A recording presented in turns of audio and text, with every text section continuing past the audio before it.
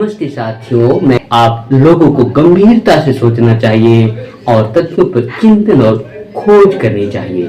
आप इसके पहले एक भूमिका के तौर पर ये समझने की कोशिश करें कि बाबा साहब ने पूरे दुनिया के स्थिति और दशा को उस देश के संविधान के साथ अध्ययन करने के बाद इस निष्कर्ष पर पहुंचे थे।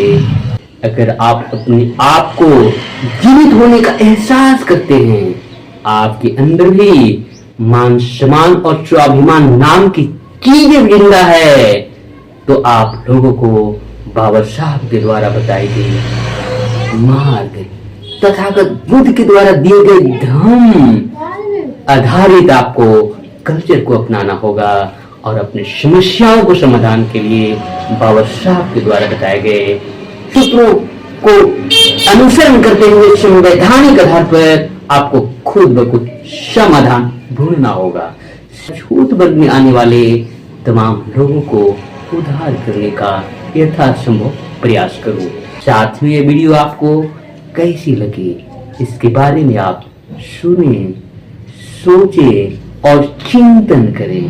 यदि आपको ये वीडियो अच्छी लगती है तो आप अपने सम्मानित बुजुर्गों में इसे शेयर करें। बाबा साहब ने जो 3 मंत्र दिए हैं, शिक्षित बनो, संगठित रहो और संघर्ष करो। सामाजिक बदलाव करने वाले संगठन के कर्ता धर्ता लोग केवल मंच से भाषणों तक ही सीमित कर दिए हैं। अगर आप जमीन पर चलकर इनके कार्यों का लेखा जोखा करने का प्रयास करें तो आपको बिल्कुल बकवास साबित होगी। मुसलमान पर आंख उठाकर देखने की किसी भी सुवर्ण हिंदुओं की मजाल नहीं होती, किंतु आप लोगों पर ऐसे जुर्म ढाए जा रहे हैं, ज्यादतियां हो रही है। इसका कारण क्या है? एक पंथी ने अपनी इस पुस्तक के अंतर्गत बाबा साहब के दर्द को पहचानिए के अंतर्गत जो लिखे हैं, ये वाकई में बहुत ही दूरगामी सोच के साथ साथ है बाबा साहब के उद्गार से आई हुई बातें हैं। और लाइक सब्सक्राइब अवश्य करें। इसी के साथ आप तमाम लोगों को मेरी ओर से बहुत बहुत धन्यवाद, साधुवाद। मैं शिव प्रसाद और बुद्ध रत्न मगध विश्वविद्यालय शोध छात्र बोध गया बिहार से।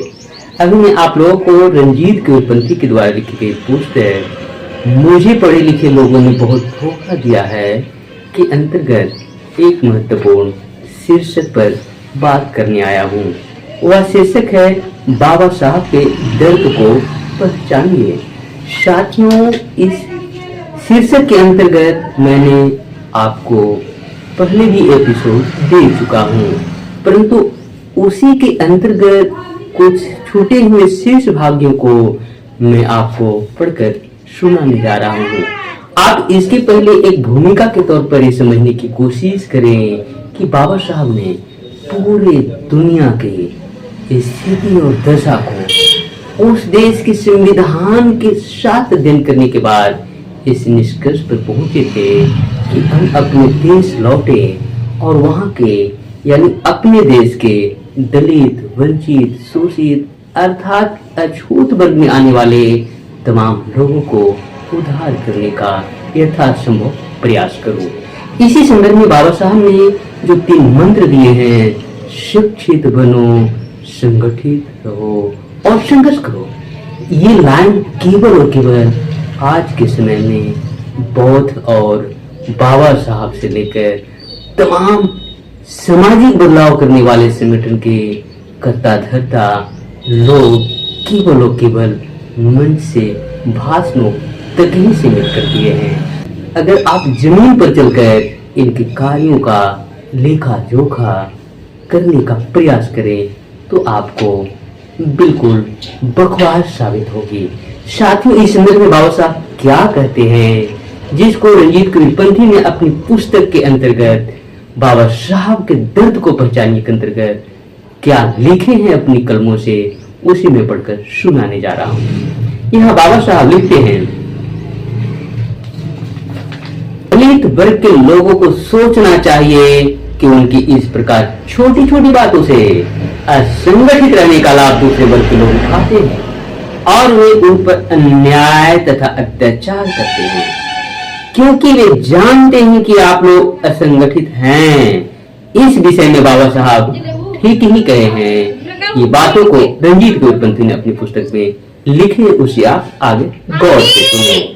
आप लोगों के सामर्थ्यहीन होने के कारण ही आप पर स्वर्ण हिंदुओं द्वारा अत्याचार और अन्याय होता है। इसमें मुझे किसी भी प्रकार का संदेह नहीं है। इस क्षेत्र में केवल आप ही अल्पसंख्यक है, ऐसी बात नहीं है। आपकी तरह यहाँ मुसलमान भी अल्पसंख्यक है। जिस तरह महार, चमार तथा मांगों के 2-4 घर गांव में होते हैं, उसी प्रकार मुसलमानों के भी 2-4 मकान गांव में होते हैं, परंतु इस मुसलमान पर आंख उठाकर देखने की किसी भी स्वर्ण हिंदुओं की मजाल नहीं होती। किंतु आप लोगों पर ऐसे जुर्म ढाए जा रहे हैं, ज्यादतियां हो रही है। इसका कारण क्या है? मुसलमानों के 2 मकान होने पर भी कोई स्वर्ण हिंदू उनकी ओर आंखें उठाकर भी नहीं देख सकता। आप लोगों के 10 मकान होने पर भी स्वर्ण जातियां अन्याय और अत्याचार करती हैं। आपकी बस्तियां जला दी जाती है, आपकी महिलाओं पर बलात्कार होता है, आदमी, बच्चे और महिलाओं को जिंदा जला दिया जाता है। आपकी महिलाओं को, बहू और जवान बेटियों को नंगा करके गांव में घुमाया जाता है। यह सब क्यों होता है? यह एक बहुत ही महत्वपूर्ण प्रश्न है। इस बात पर आप लोगों को गंभीरता से सोचना चाहिए और तथ्यों पर चिंतन और खोज करनी चाहिए। साथ ही ये जो बाबा साहब का कथन है, जिसे रंजीत गोरपंथी ने अपनी इस पुस्तक के अंतर्गत बाबा साहब के दर्द को पहचानिए के अंतर्गत जो लिखे हैं, ये वाकई में बहुत ही दूरगामी सोच के साथ साथ है बाबा साहब के उद्गार से आई हुई बातें हैं। आप तमाम लोग, अगर आप अपने आप को जीवित होने का एहसास करते हैं, आपके अंदर भी मान, सम्मान और स्वाभिमान नाम की चीजें जिंदा है, तो आप लोगों को बाबा साहब के द्वारा बताई गई मार्ग, तथागत बुद्ध के द्वारा दिए गए धर्म आधारित आपको कल्चर को अपनाना होगा और अपनी समस्याओं को समाधान के लिए बाबा साहब के द्वारा बताए गए सूत्रों को अनुसरण करते हुए संवैधानिक आधार पर आपको खुद ब खुद समाधान ढूंढना होगा। साथ में ये वीडियो आपको कैसी लगी, इसके बारे में आप सुने, सोचे और चिंतन करें। यदि आपको ये वीडियो अच्छी लगती है तो आप अपने संबंधित विभिन्न ग्रुपों में इसे शेयर करें और लाइक, सब्सक्राइब अवश्य करें। इसी के साथ आप तमाम लोगों को मेरी ओर से बहुत बहुत धन्यवाद। साधुवाद।